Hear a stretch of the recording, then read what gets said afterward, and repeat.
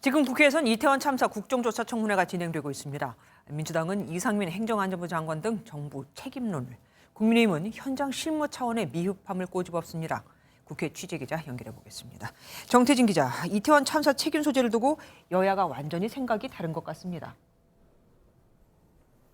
네, 윤희근 경찰청장 등이 출석한 1차 청문회 오전 10시부터 시작해서 지금은 잠시 정회 중입니다. 민주당은 이상민 행안부 장관을 거론하면서 윤석열 정부 윗선 수사가 필요하다고 거듭 정부 책임론을 부각했습니다. 국민의힘은 이임재 전 용산경찰서장 등 당시 현장 실무 대응의 미흡함을 꼬집는 데 집중했습니다. 직접 들어보시죠. 행안부 장관 한 번 소환 안 하고 이 참사는 국가가 없었다는 건데 정부가 컨트롤 타워 없이 진행됐던 건데 하급직들만 구속시키고 수사를 한다는 부분. 그날의 행태를 보면 어떻게 이런 사람이 경찰서장까지 올라왔냐, 정말 의심스러울 정도로 너무나 실망스럽습니다.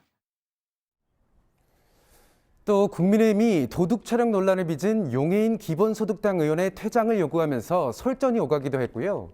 유족들이 윤희근 청장에게 항의하다가 제지당하기도 했습니다.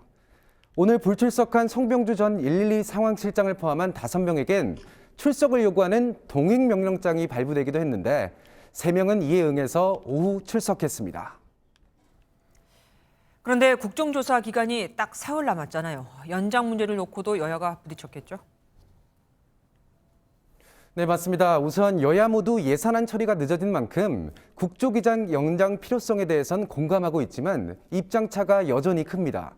민주당은 유족들이 증인으로 나오는 3차 청문회를 요구하면서 본회의를 열어 최소 열흘 이상 연장해야 한다는 입장입니다.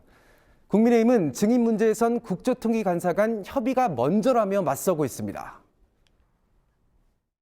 3차 청문회, 재발 방지를 위한 전문가 공청회, 결과 보고서 작성까지 하려면 시간이 절대적으로 부족합니다.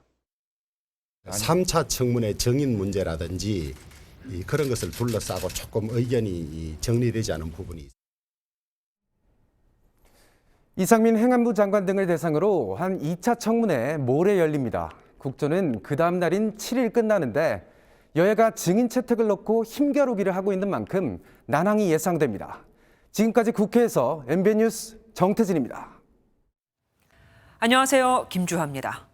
공정하고 신속한 MBN 뉴스, 유튜브를 통해서도 만나보실 수 있습니다. 특히 더 많은 뉴스와 라이브를 보고 싶으시다면 오른쪽을 눌러서 구독하시면 됩니다. 어렵지 않죠? 빠르고 정확한 뉴스로 계속 찾아뵙겠습니다. MBN 뉴스를 시청해주신 여러분 고맙습니다.